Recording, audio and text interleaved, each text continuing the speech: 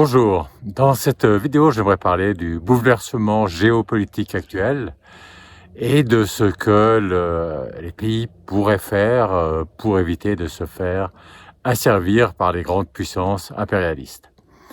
Alors le bouleversement géopolitique, vous le connaissez, euh, les États-Unis perdent leur suprématie mondiale et essaient de sauver les meubles en dominant le continent américain. Les Russes essayent d'étendre leur zone d'influence vers l'ouest. La Chine essaye de dominer l'Asie. Et puis l'Union européenne essaye de se constituer en tant qu'États-Unis d'Europe contre d'ailleurs la volonté des peuples européens.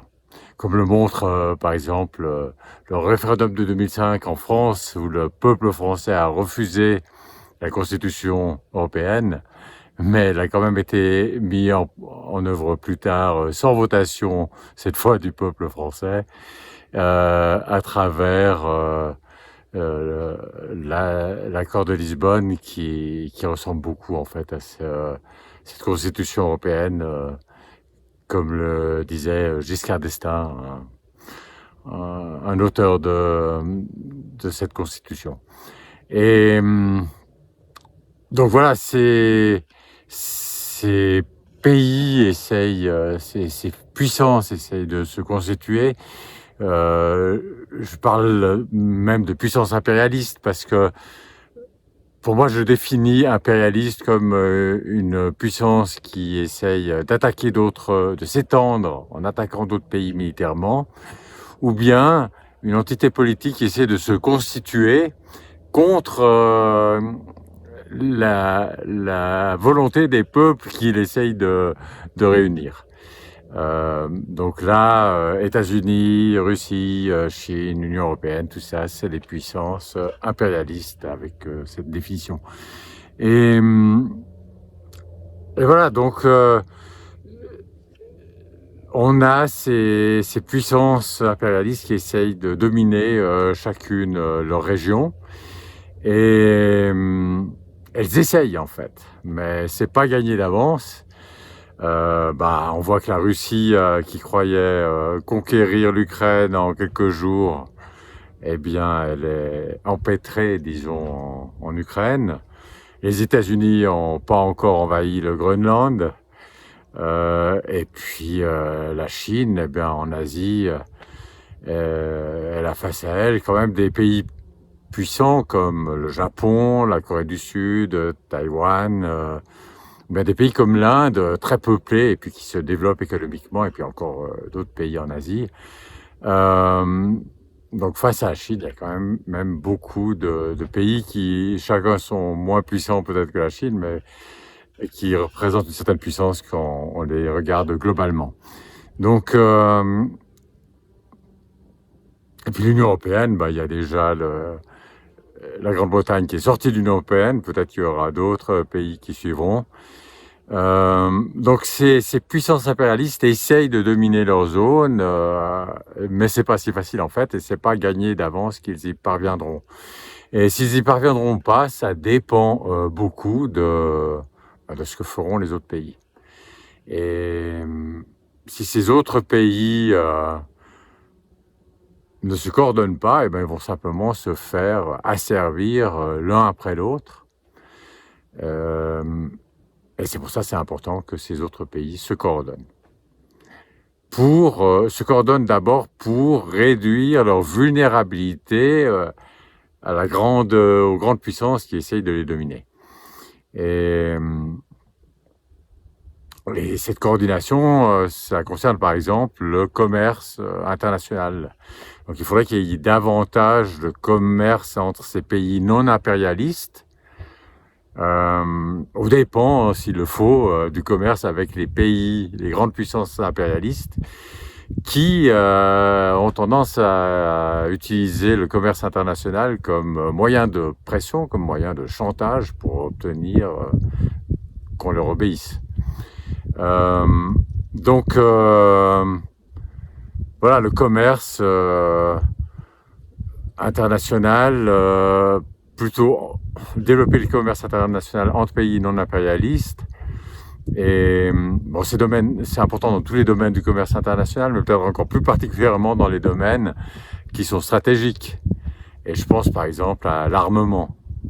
Alors, par exemple, ça fait aucun sens d'acheter des F-35, ces avions militaires américains, des F-35 que le président des États-Unis peut rendre largement inopérationnels du jour au lendemain.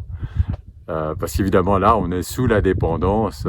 Quand son armement qui sert à, disons, à protéger le pays et lui-même sous la dépendance d'une puissance qui peut être ou devenir hostile, ça n'a vraiment pas de sens. Donc là, il vaut mieux acheter, s'il faut des avions militaires, il vaut mieux les acheter à des puissances qui ne sont pas impérialistes. Mais aussi dans d'autres domaines donc du commerce international. Et voilà, donc là, ce qu'il faudrait pour cela, c'est peut-être que ce serait nécessaire de créer une nouvelle organisation internationale. Alors on pourrait l'appeler, une première idée qui peut venir à l'esprit, c'est l'Organisation internationale des pays non alignés. Mais en fait, vous savez, il y a déjà eu au temps de la guerre froide entre les États-Unis et puis l'Union soviétique, il y a eu aussi déjà les pays non alignés. Donc peut-être c'est pas bon, ça ferait de la confusion de reprendre le même nom. Donc on pourrait l'appeler l'Organisation des pays non asservis. Parce que ça montrerait bien quel est l'enjeu à terme. C'est que s'il n'y a pas une certaine coordination entre ces pays non impérialistes, à terme, un après l'autre, ils vont se faire tous asservir par la puissance dominante dans leur région. Donc, oui, l'organisation des pays non asservis. Et alors, c'est pas l'idée de faire une bureaucratie et que cette organisation commence à s'imposer aux pays qui y appartiennent. Non, il s'agit d'avoir des accords ou des accords entre pays souverains. Mais qui ont pour but justement de réduire leur vulnérabilité aux grandes puissances impérialistes. Et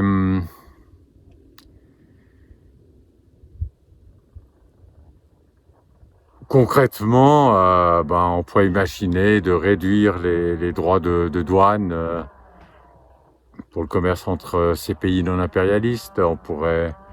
Mais bon, ils sont déjà relativement bas quand même, le plus souvent. On pourrait imaginer de réduire des barrières non tarifaires, mais souvent, ces barrières non tarifaires, je veux dire, par exemple, c'est interdit d'importer de la viande faite avec des organismes génétiquement modifiés. On peut dire que c'est une barrière au commerce international, mais ça reflète en fait souvent les valeurs du pays. Le pays lui-même interdit la production avec, par exemple, des organismes génétiquement modifiés. Et puis, c'est assez logique. Ensuite, il interdit à ces paysans de produire avec ça, et il interdit aussi les importations, disons. Donc c'est des valeurs et puis qui peuvent être différentes d'un pays à l'autre. Il y a des pays qui n'ont pas de problème avec les organismes génétiquement modifiés. Donc, si on commence à dire que tous les pays doivent avoir les mêmes règles, ça veut dire les mêmes valeurs, ça respecte pas le fait que les pays n'ont pas forcément tous les mêmes valeurs. Donc là, il y aurait peut-être un potentiel, parce que aussi des fois, il faut dire, ces barrières non tarifaires, elles ont des objectifs en réalité protectionnistes et ne reflètent pas vraiment des valeurs, mais donc on pourrait peut-être les réduire, mais il y a quand même une limite, c'est dans la mesure où ça reflète des valeurs. Donc voilà, baisser les droits de douane, enlever les barrières non tarifaires, ça me paraît limité ce qu'on peut faire. On peut certainement faire quelque chose, mais c'est probablement limité. Mais il y a d'autres choses qui pourraient être faites. C'est par exemple de faciliter de rediriger le commerce international quand tout d'un coup, par exemple, il y a un pays, je ne vais pas en nommer un, mais il y en a un qui l'a fait récemment, qui augmente les taxes douanes de façon massive. Alors évidemment, vous allez moins exporter vers ce pays, donc peut-être c'est bien de pouvoir exporter vers un autre pays. Et donc automatiquement, c'est une chose assez saine qui se produirait, à savoir que on exporterait moins vers ce pays qui est cette puissance impérialiste qui tout d'un coup met des immenses droits de douane, et puis on exporterait plus vers des puissances, vers des pays non impérialistes. Donc ce serait une chose en fait très saine, mais dans le court terme, disons, la transition elle peut être difficile, donc on peut imaginer des accords qui facilitent un peu cette transition. Aussi parce que si une grande puissance vous a mis des grosses taxes douanières qui rendent plus difficile d'exporter dans ces grandes puissances impérialistes, c'est aussi logique un peu de remplacer un peu les importations qu'on faisait de ce pays par d'autres, des importations venant d'autres pays non impérialistes. Donc on pourrait imaginer, la première possibilité, c'est de mettre soi-même des droits de douane sur les importations de cette grande puissance impérialiste. Comme ça, automatiquement, les consommateurs vont plutôt prendre des produits concurrents qui viendraient d'autres pays. Et puis on peut aussi imaginer d'autres choses qui aideraient cette redirection.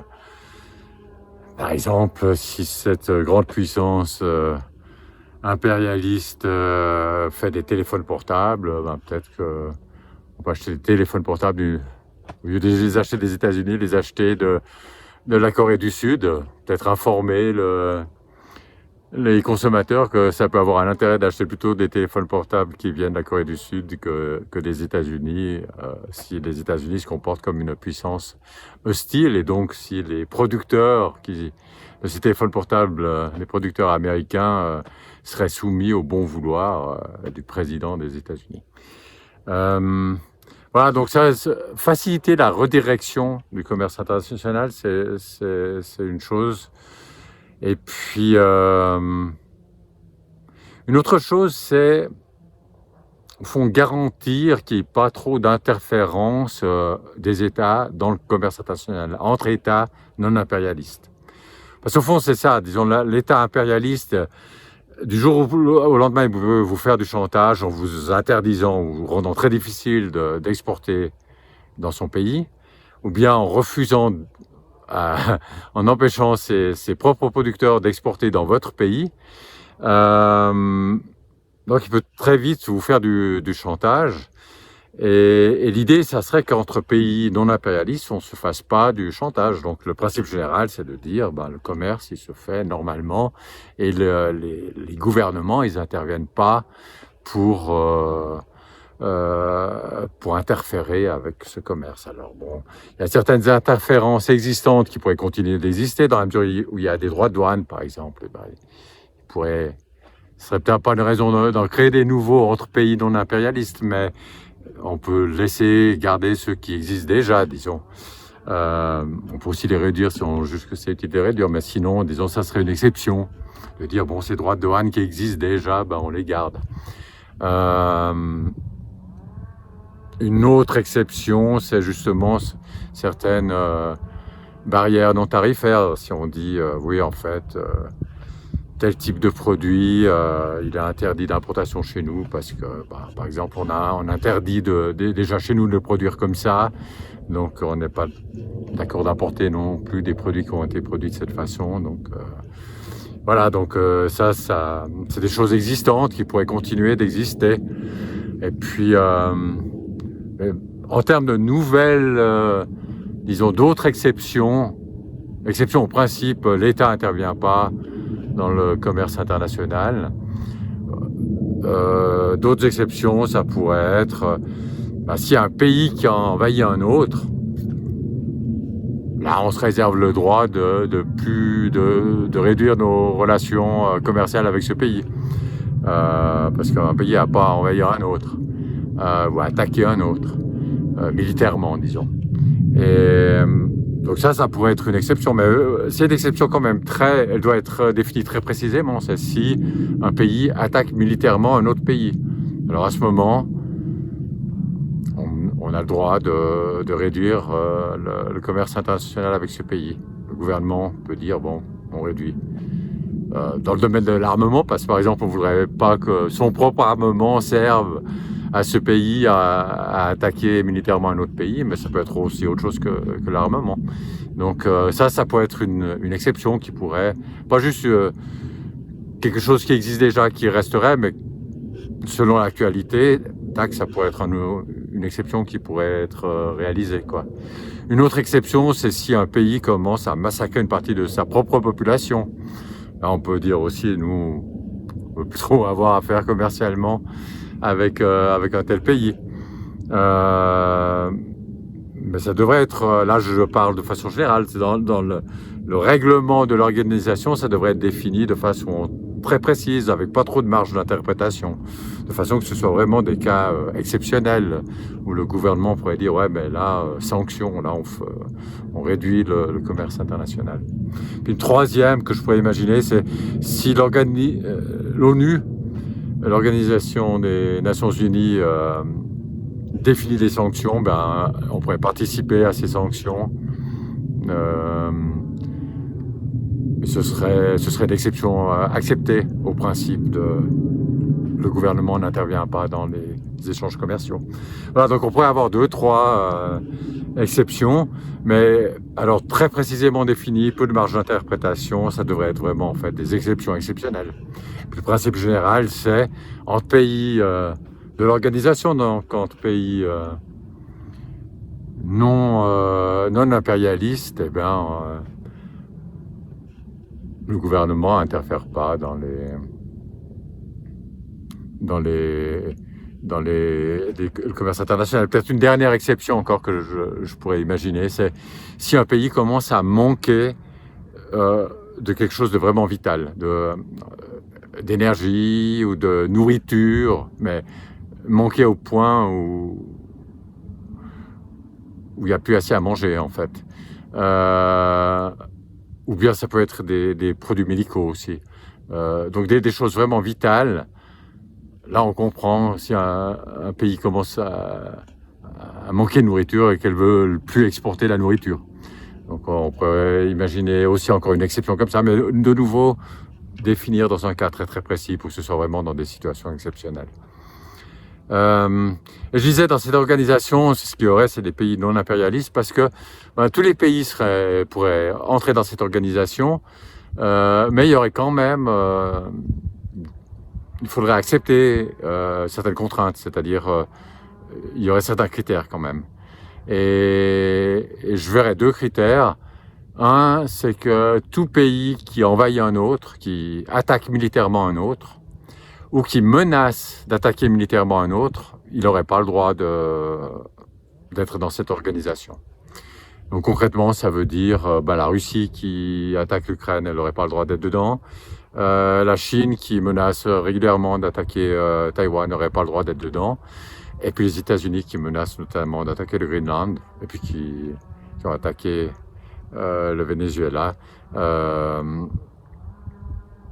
Menace aussi donc de prendre le territoire du Groenland militairement.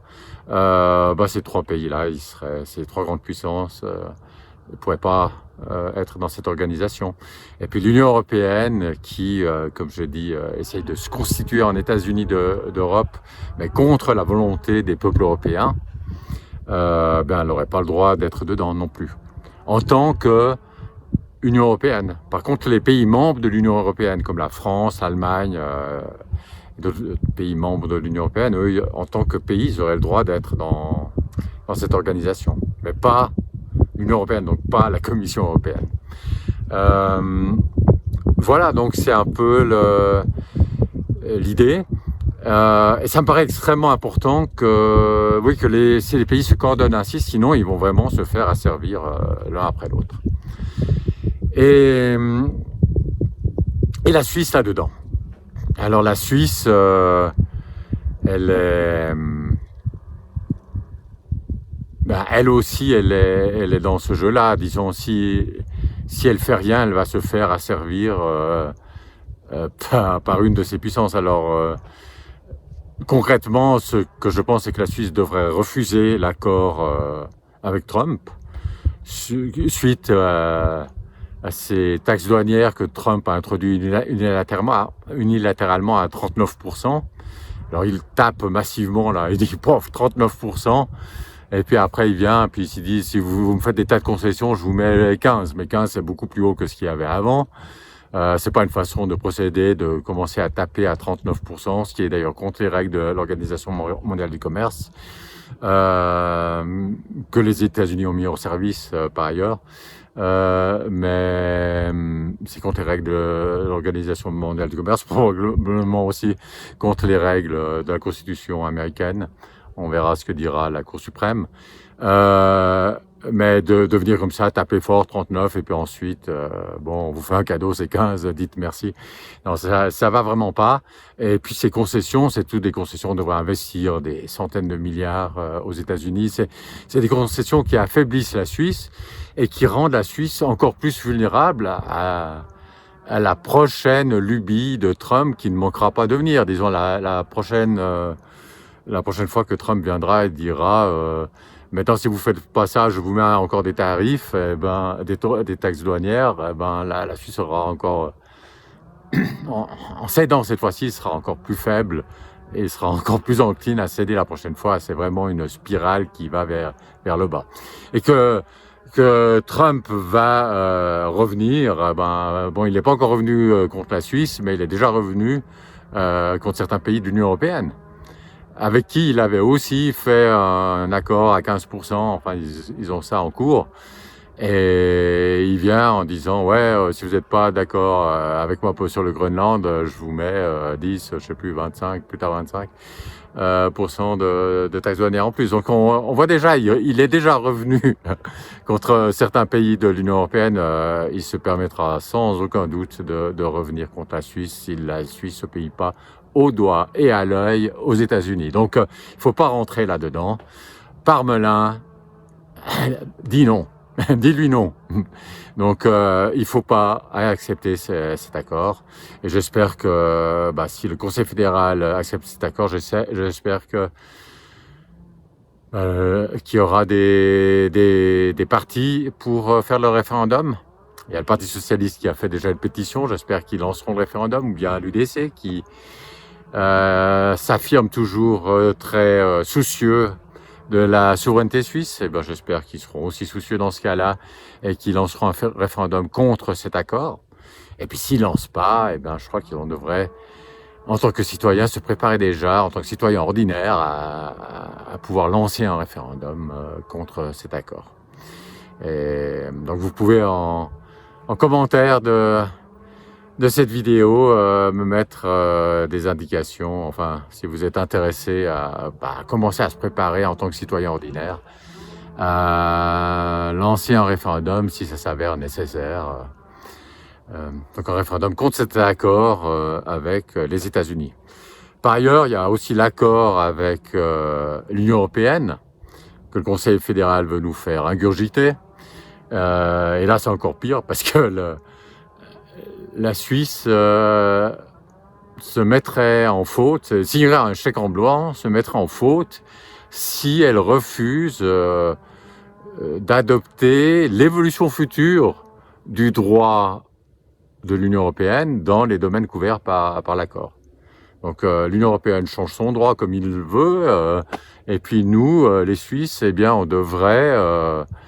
on est censé reprendre l'évolution de leurs droits, et ça s'impose à nous, et puis si on refuse, alors on se met en tort.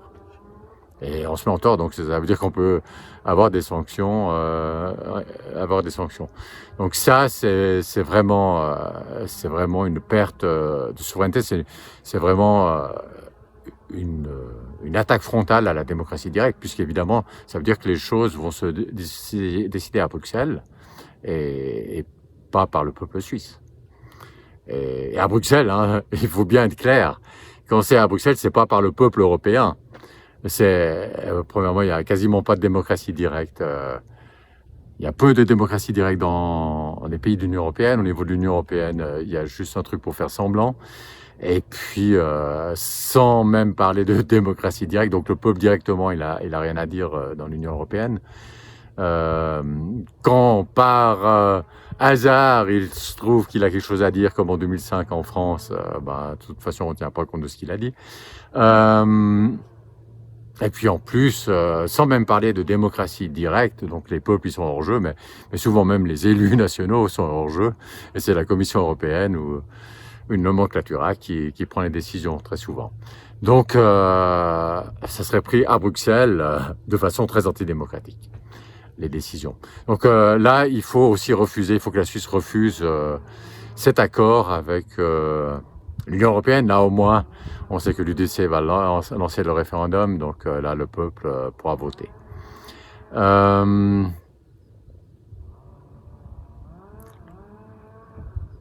Maintenant, donc ça, c'est un peu la situation de la Suisse, mais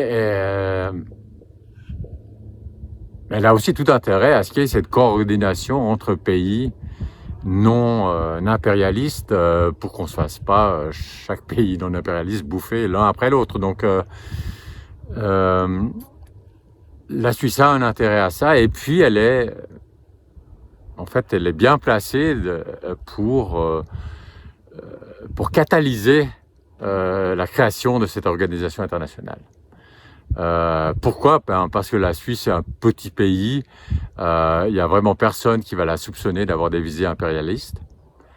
Deuxièmement, c'est un pays hôte de nombreuses organisations internationales, donc ça serait assez dans la logique de la Suisse de promouvoir ces organisations internationales, d'autant plus que parmi les organisations internationales qu'il y a en Suisse, il y a l'Organisation mondiale du commerce qui a été mise hors service par les États-Unis. Concrètement, il y a une cour d'appel en cas de conflit, et puis cette cour d'appel, elle ne peut plus fonctionner parce qu'il manque des juges, et il manque des juges parce que les États-Unis ils font barrage dès qu'il faut nommer. Maintenant, il y a des juges à nommer, et ils ne peuvent pas être nommés parce que les États-Unis font barrage. Donc c'est les États-Unis qui mettent l'Organisation mondiale du commerce située à Genève hors jeu. Donc c'est un peu logique que la Suisse se dise celle-là elle est un peu hors jeu, peut-être qu'il faudrait